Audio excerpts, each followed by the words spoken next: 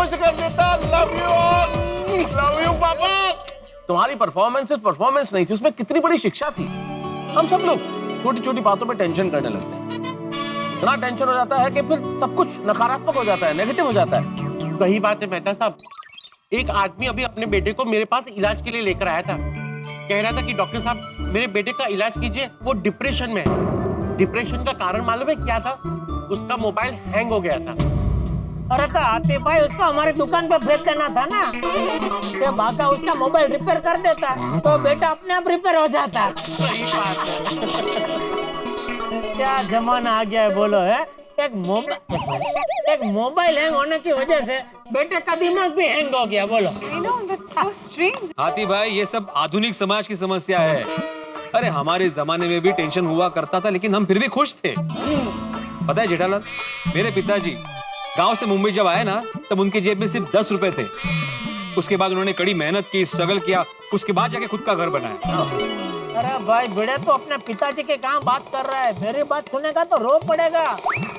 तेरे पिताजी के जेब में 10 रुपए तो थे, मैं तो खाली हाथ आया था। पैसे बैग में थे? ये विनोद, बैग ही नहीं थी, पहले कपड़े आया था। लेकिन बापूजी की परवरिश की वजह से मुझे इतना भी टेंशन नहीं हुआ कि नए शहर में नए लोगों के बीच क्या होगा मेरा, क्या करूंगा मैं। अरे नीचे मुंडी करके इतनी मेहनत की कि मुंबई जैसे शहर में कब सेटल हो गया पता ही नहीं चला। और बिल्कुल पते की गल की थी जेठा भरा तुमने। और मैं जब मुंबई आया था ना, तो मैं भी खाली हाथ ही आया था। कितनी मेहनत करके मैंने सोडी गैराज और ये घर बनाया और अपनी रोशन को भी पाया। बिल्कुल सही कह रहे हैं आप लोग। असल में बच्चों, अगर हम परिश्रम करें और सकारात्मक रहें तो जरूर सफलता मिलेगी, जैसे हम सब लोगों को मिली है। गोगी, गोली और पिंकू की इस अमेजिंग परफॉर्मेंस के बाद अब बारी है हमारी नेक्स्ट परफॉर्मेंस की। बापूजी बहुत फूके फोड़ रहे हैं, थक तो नहीं गए ना बापूजी? वजनदार है ना बंदूक।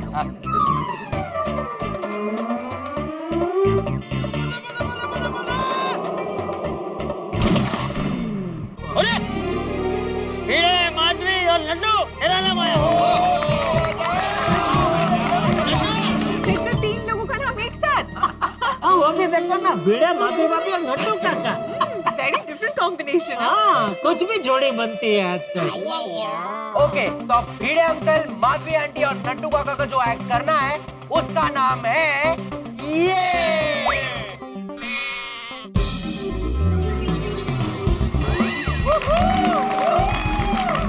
वीडियो के पहले मुजरिम क्यों लिखा है भाई? हाँ? भिड़े अंकल सिर्फ एक्ट है। बोला वो मुझे भी पता है ये एक्ट है, लेकिन मुजरिम भिड़े क्यों? जज भिड़े हाजिर हो क्यों नहीं? क्योंकि जज नट्टू काका है। ओह अच्छा, ओके। अरे वाह, मैं जज। बचपन में मेरे पापा की बहुत इच्छा थी कि मैं पढ़ लिख कर जज बनूं। आज मैं बन गया, पापा की इच्छा पूरी हो गई। पापा हैप्पी। तो वकील भिड़े क्यों नहीं? क्योंकि वकील माधवी आंटी है वकील साहिबा। और सिर्फ मुजरिम ही बचा था। नहीं, लेकिन मुझे मुजरिम नहीं बनना है। अरे कोई बात नहीं भाई, फोर्स मत करो। तुझे पक्का मुजरिम नहीं बनना है? नहीं। ठीक है, तो फिर 51,000 फाइन भर दे भाई। भाई बेटा टप्पू, बेटा काट 51,000 का इसका चालान काट। अहो त्यापेक्षा चला ना। हाँ, नहीं, मुजरिम भिड़े हाजिर है। अच्छा किया जेठिया, तूने अच्छा किया।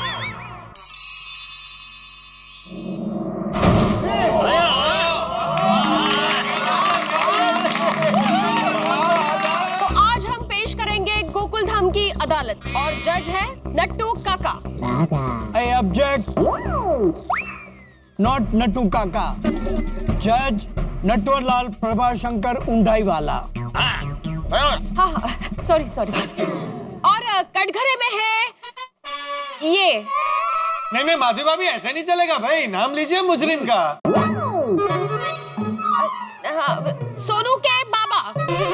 नहीं, ऐसा नहीं चलेगा भाई। मुजरिम का नाम लेना पड़ेगा। ये क्या होता है? अगं बाई, ईश्वर, नाव कसं घेऊ? अरे ये कसं ही कोई माधवी, एक्ट चालू है, एक्ट नाम तो लेना पड़ेगा ना। 51,000 का फाइन है। Okay fine. Fine okay? नाही हो, फाइन ओके, मी नाव घेते असं। तो कटघरे में खड़े हैं श्री आत्माराम तुकाराम भिड़े जी,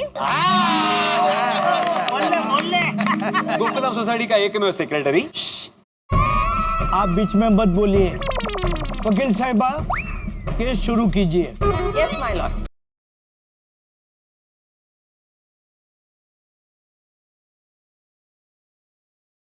Excuse me, gentlemen. I'm not Nattu Kaka. I'm your honor.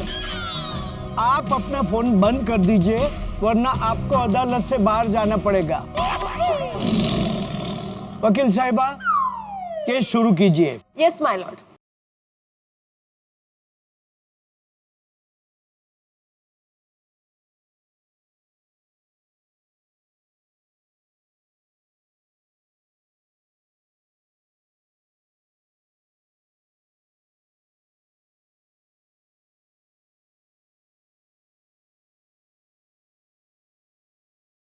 Hello hello, क्या बात कर रहे हैं आप? केसर बासुंदी? अरे केसर बासुंदी तो मुझे और बागा को बहुत पसंद है। अरे बागा, आज केसर बासुंदी है, तू खाएगा ना? हाँ नट्टू काका। नट्टू काका, यही मंगवा लीजिए ना। Order order. मेरा कोमल का और गोली का तीनों का ऑर्डर दे दीजिए। ओ अच्छा अच्छा। और कोई खाएगा केसर बासुंदी? अरे काय चल रहे? अरे ओ नट्टू काका, आप जज है, जज से वेटर का बन गए, क्या ऑर्डर लेने लगे सबका? सॉरी सॉरी, मैं आपको बाद में फोन करता हूँ, अभी मैं कोर्ट में हूँ। मिस्टर भिड़े, आप पर पहला इल्जाम ये है कि आप रोज रोज टप्पू की शिकायत करते हो। हाँ, तो मैं क्या गलत करता हूँ? जज साहब, मैं आपको बताता हूँ, इस टप्पू ने बचपन से लेके आज तक मेरे घर के कितने सारे कांच तोड़े हैं, सोसाइटी की प्रॉपर्टी का नुकसान किया है, और इसके बारे में मैंने इसके पिताजी यानी जेठालाल जी से कंप्लेंट भी की है, लेकिन आज तक जेठालाल ने उसको कभी समझाया ही नहीं। अरे ओ मुजरिम भाऊ, मुकदमा तुम पे चल रहे है भाई, मुझे कहाँ बीच में घसीट रहे हो? हाँ, तो मैं नाटक ही कर रहा हूँ, एक्ट में फैक्ट बोल रहा हूँ। मंजे, मैं ये कह अरे शांति रखो भाई, वरना इस प्रोग्राम के चक्कर में बिना बात का टेंशन हो जाएगा। और भिड़े को जवाब देना है, तुम क्यों चिंता कर रहे हो? Order order. आप लोग शांति रखिए। मिस्टर भिड़े, कंटिन्यू। हाँ, तो जज साहब, मैं सिर्फ इतना कहना चाहता हूँ कि टप्पू मस्ती करता है, इसलिए मैं शिकायत करता हूँ, और एक शिक्षक होने के नाते बच्चों को डिसिप्लिन सिखाना मेरा फर्ज है। लेकिन मिस्टर भिड़े, डिसिप्लिन के नाम पर आप बच्चों से उनका बचपन नहीं छीन सकते।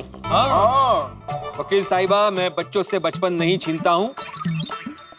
जज साहब, जो मूल्य और संस्कार इंसान बचपन में सीखता है, वो जिंदगी भर नहीं भूलता, और वो सिर्फ एक शिक्षक सिखा सकता है।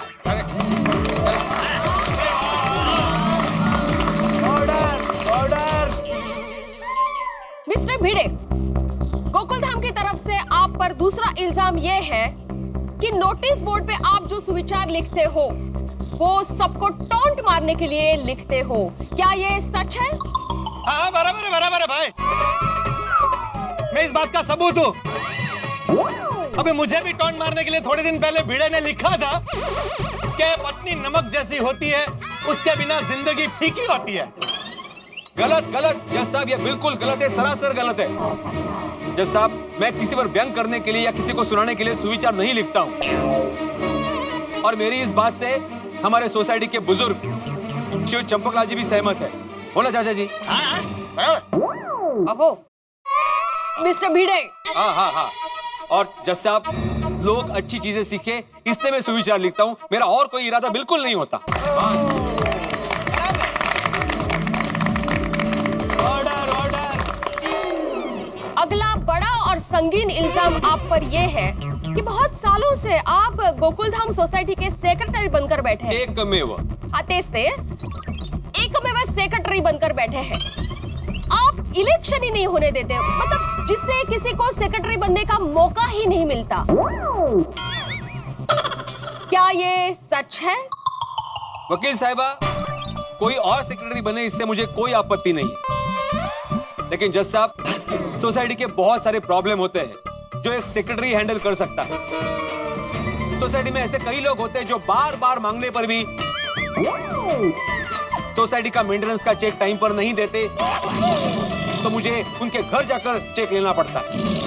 और मैं ये कहना चाहता हूं कि सोसाइटी में बहुत सारे प्रॉब्लम्स होते हैं। कभी पानी का प्रॉब्लम होता है, कभी इलेक्ट्रिसिटी का प्रॉब्लम होता है। सोसाइटी में बहुत सारे फंक्शंस होते हैं, बहुत सारे काम होते हैं जो मैं टाइम पर करता हूं।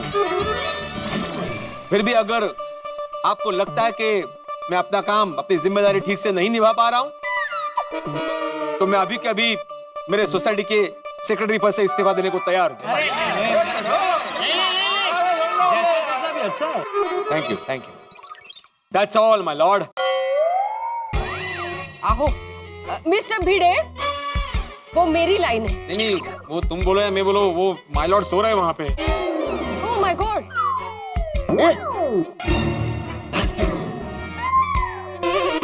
नट्टू काका, नट्टू काका, अरे नजदीक जाओ ना। नट्टू काका।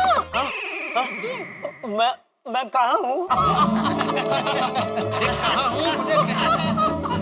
क्या कर रहे हैं हम लोग? गोकुल धाम सोसाइटी में नाटक कर रहे हैं, गणेश उत्सव है। अगर नहीं किया तो 51,000 का फाइन पड़ेगा ना। आप यहाँ क्यों खड़े हैं? जाइए घर जाइए। कटघरे में जाइए। घर आने कटघर। बेटा अभी कितना बाकी है? नेक्स्ट इल्जाम।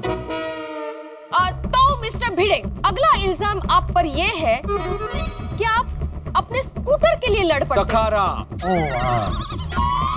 आप अपने सखाराम के लिए लड़ पड़ते हो। जरा से खरोच भी आए तो आप बर्दाश्त नहीं कर पाते हो। एक सखाराम के लिए इतना प्यार? बिल्कुल जज साहब, मैं बताना चाहता हूं कि मैंने अपने स्कूटर का नाम सखाराम क्यों रखा। सखा मतलब सोबती, सखा मतलब दोस्त। सखाराम सिर्फ स्कूटर नहीं है, मेरा दोस्त है, मेरे बेटे जैसा है, मेरे परिवार का सदस्य है। बराबर है, लेकिन एक स्कूटर के लिए सखाराम। अरे हाँ, सखाराम के लिए तूने सोसाइटी में कितनी बार हंगामा किया है। जज साहब, इसका मैं अच्छे से जवाब दे सकता हूं, लेकिन इसके लिए मुझे कटघरे से बाहर आने की इजाजत चाहिए। ग्रांटेड। Thank you.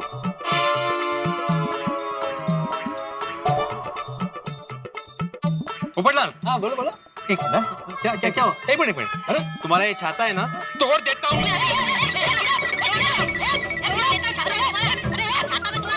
अरे मिस्टर भिड़े, आप केस छोड़ के पकड़ा पकड़ी क्यों खेल रहे हैं? मिस्टर भिड़े, क्या मजाक है ये छाते के साथ? छाते को कुछ हो जाता तो? Order order order. देखा जैसा आपने देखा, पोपटलाल के छाते को मैंने जरा सा छुआ तो उसकी ये हालत हो गई। मैं यही साबित करना चाहता हूँ जज साहब कि जितना प्यार पोपटलाल अपने छाते से करता है, उतना ही प्यार मैं अपने सखाराम से करता हूँ। क्या बात है भिड़े भाई, बहुत अच्छे। अगर तुम बोल के समझाते ना तो ये बात समझ में नहीं आती। बिल्कुल सही तरीका था ये समझाने का। अरे भाई, यही तो हमारे गोकुल धाम के संस्कार है। हम निर्जीव चीजों से भी इतना प्यार करते हैं जैसे कोई अपना हो। तो मिस्टर भिड़े, अगला इल्जाम आप पर यह है कि आप हमारे जमाने की बातें बहुत करते हैं। ऐसा क्यों? हाँ बिड़ो, ये हमारा जमाना है क्या? अरे छोटी, समझा नहीं पाए? इसका जमाना मतलब बाबा आदम का जमाना। Order order. मिस्टर भिड़े, सबको डिटेल में बताइए कि हमारा जमाना मतलब आप क्या कहना चाहते हैं? बताता हूँ जज साहब, हमारा जमाना मतलब मैं जब छोटा था तब की बात करता हूँ। हमारे जमाने में हम बड़े आज्ञाकारी थे, माँ बाप की हर बात मानते थे। हम छोटी छोटी बातों में खुशियां ढूंढ लेते थे। रिक्शा में सफर करना हमारे लिए लग्जरी थी। जब हम डबल डेकर बस में बैठ के सफर करते थे तब ऐसा लगता था कि हम लोग उड़द खटोले में बैठ के सफर कर रहे हैं। बचपन में कागज की नाव बना के पानी में चलाते थे, कागज का एरोप्लेन बनाते थे। डब्बा आइस पाइस, लुका छुपी, पकड़ा पकड़ी, कंचे, कितने सारे खेल खेलते थे।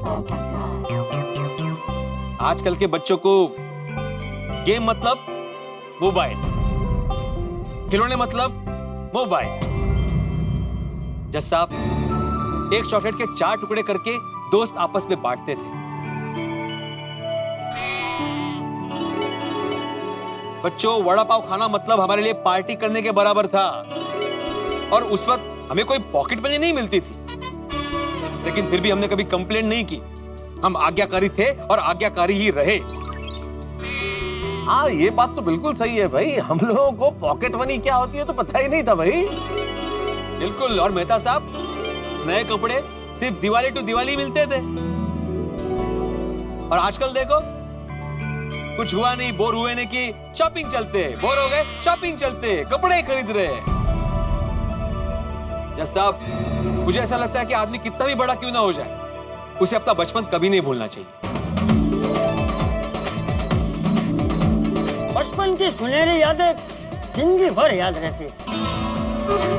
तो जज साहब, प्लीज आपका फैसला सुनाइए। अरे वाह, हो गया बेटा। सारी बातें और दलीलें सुनकर अदालत इस नतीजे पर पहुंची है कि डिसिप्लिन रखना जरूरी है। सुविचार लिखना तो समाज सेवा है, और पुराने जमाने की बातें करना भी कोई गलत बात नहीं है। और अपने स्कूटर से प्यार करना उनका हक है। इसलिए ये अदालत आत्माराम तुकाराम भिड़े को बेकसूर मानकर बाइज्जत बरी करती है। Thank you, thank you, thank ये बाबा निर्दोष है। यू। निर्दोष है म्हणजे कोर्ट है। भिड़े अंकल, अब तो आइसक्रीम पार्टी बनती है। गोळ्या कसला आइसक्रीम, और तुम ये ऐड कर रहे थे हम लोग। मैं तो निर्दोषी हूं ना। ओ पिड़ो, ओ क्या जोरदार एक्ट किया है यार। ओ हमारे आत्माराम तुकाराम भिड़े यानी मेरे प्यारे पिड़ू के लिए जोरदार तालियां।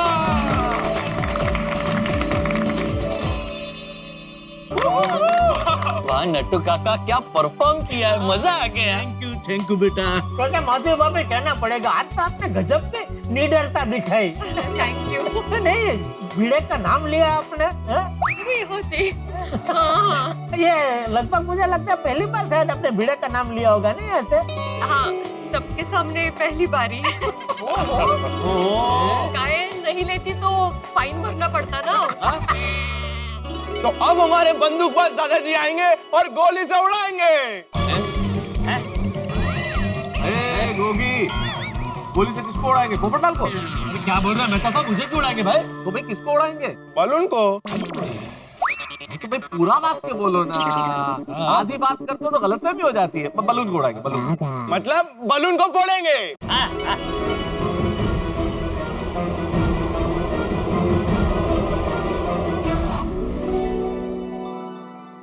मित्रों, मेरी जगह आप हो, आपके हाथ में बंदूक हो, आपके सामने गुब्बारे और आप उन्हें फोड़े तो उसमें से क्या निकले? मैं आपको बता दूं, उसमें से निकलेगा मनोरंजन, मनोरंजन, मनोरंजन।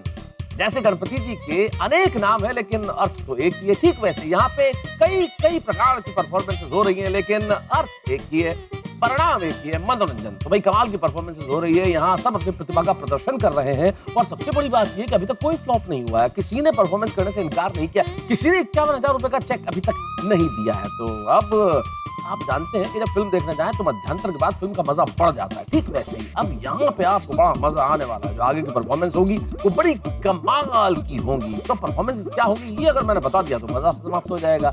और दूसरी सबसे बड़ी बात यह है मित्रों कि यहाँ एक बहुत बड़ा सरप्राइज बाकी है। अगर मैंने ये भी बता दिया कि सरप्राइज क्या है तो उत्सुकता समाप्त हो जाएगी। तो आपका मजा भी बना रहना चाहिए, उत्सुकता भी बनी रहनी चाहिए। तो आप एक काम करिए, ये जो मजा है, ये उत्सुकता है, इन सब की भेल बनाइए और उस भेल का स्वाद सारे परिवार के साथ मिलकर उठाइए। और जब सारा परिवार मिलकर देखेगा तारक मेहता का उल्टा चश्मा तो कहेगा देखते रहिए, हंसते रहिए, तारक मेहता का उल्टा चश्मा।